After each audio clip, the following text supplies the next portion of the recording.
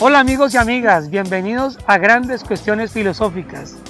En esta oportunidad vamos a continuar con el estudio que estamos haciendo acerca de la relación entre la ciencia y la religión. En el primer capítulo les estaba explicando un poco desde la perspectiva del teólogo Ian Barbour cómo históricamente ciencia y religión han estado en conflicto. Sin embargo, hay otras lecturas, hay otras perspectivas, hay otras formas en las que podemos entender esa relación entre la ciencia y la religión. Y una de esas es la que vamos a tratar hoy, la segunda forma o el segundo modo en que se relaciona ciencia y religión. Ese modo es la independencia. El conflicto entre ciencia y religión se supera, dice Barbour, si se consideran como independientes, como áreas del conocimiento que tienen dominios y métodos específicos, que tienen jurisdicciones distintas. Barbour va a abordar el tema de la independencia básicamente desde dos frentes importantes. Primero, para hablarnos de los métodos de la ciencia y los métodos de la religión son sencillamente distintos. Y segundo, nos va a hablar de que son lenguajes distintos. Utilizan un lenguaje, la ciencia utiliza un lenguaje distinto al lenguaje que utiliza la religión. Y que bueno, por esa razón podemos hablar de que ambas son independientes. Vamos a profundizar más entonces acerca de este asunto.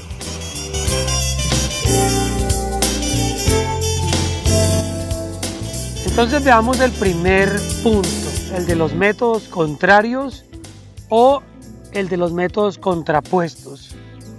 Muchos cristianos, evangelistas y conservadores han prolongado la herencia de los tradicionalistas del siglo XX y han sostenido, por ejemplo, la centralidad de Cristo en las Sagradas Escrituras sin que con esto se apeguen ni al literalismo bíblico ni a la ciencia creacionista.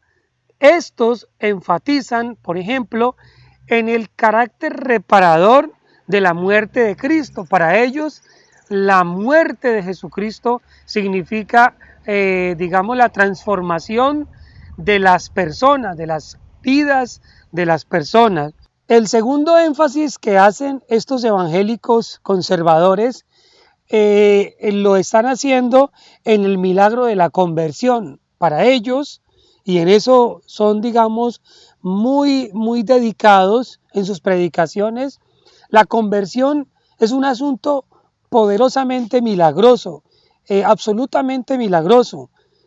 Una persona que de pronto tenga una vida un poco desordenada, a través del acto de la conversión puede vivir la transformación de su vida totalmente. ¿Por qué? Porque el tercer punto es que el evangelio es así, es transformador. Estos temas, el tema del poder de la muerte de Cristo, el tema del poder de la conversión y el tema del poder del evangelio, esos temas, no representan ninguna amenaza para la ciencia. Al contrario, esto demuestra que ciencia y religión están, asumiendo asuntos totalmente distintos.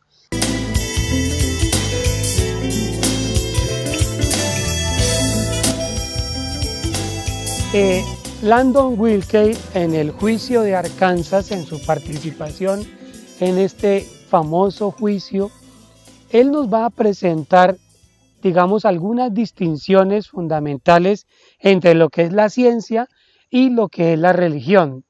Entonces, por ejemplo, dice él que la ciencia lo que busca es explicar datos objetivos, hacerlos públicos y poderlos repetir. En cambio, que la religión se pregunta por la razón del orden y la belleza del mundo y por las experiencias de nuestra vida interior, como la culpa, la ansiedad, la falta de sentido, por una parte, y el perdón la confianza y la plenitud por otra. Dice que la ciencia se pregunta de manera objetiva por el cómo de las cosas, mientras que la religión se pregunta por el por qué, o sea, se hace preguntas personales acerca del sentido y la finalidad, acerca de nuestro origen y nuestro destino último. Acerca de la ciencia también dice que la base de la autoridad pues es la coherencia lógica y la adecuación experimental.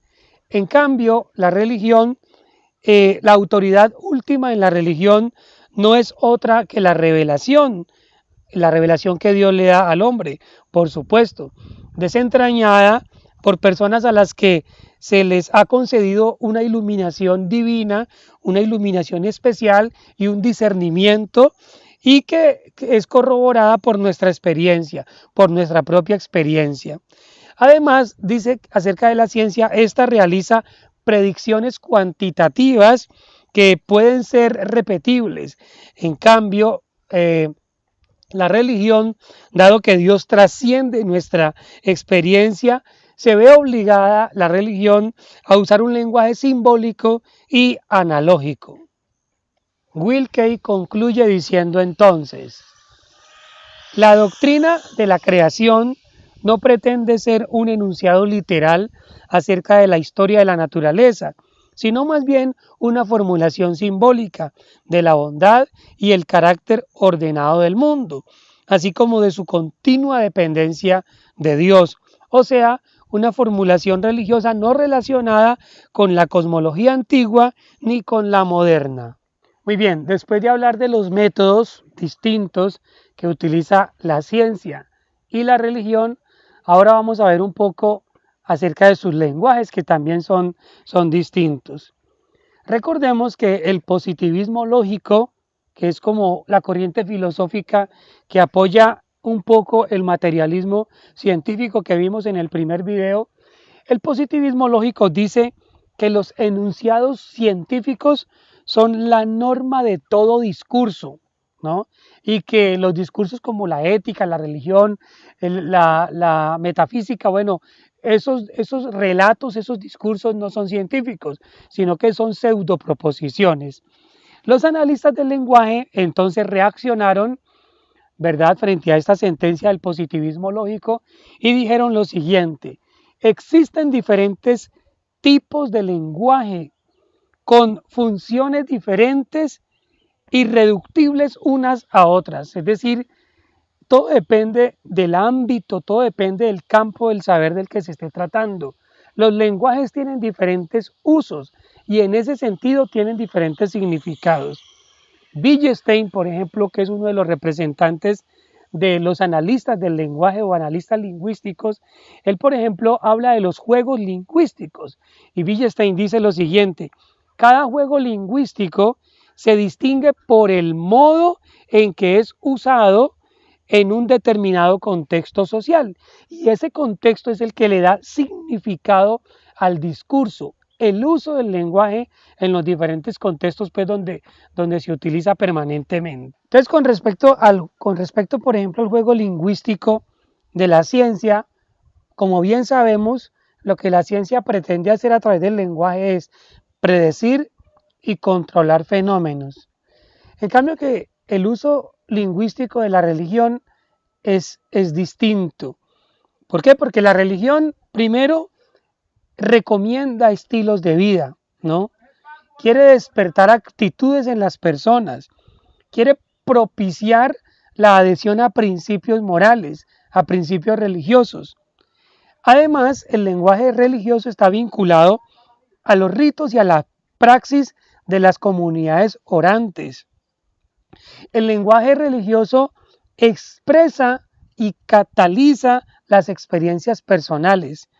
Además, no trata las creencias como si fueran un sistema abstracto de pensamiento complejo, sino que se interesa, digamos, por el uso que se le da al lenguaje en la vida cotidiana de cada uno de los creyentes, ¿verdad? Cómo esos lenguajes determinan la cotidianidad de las personas.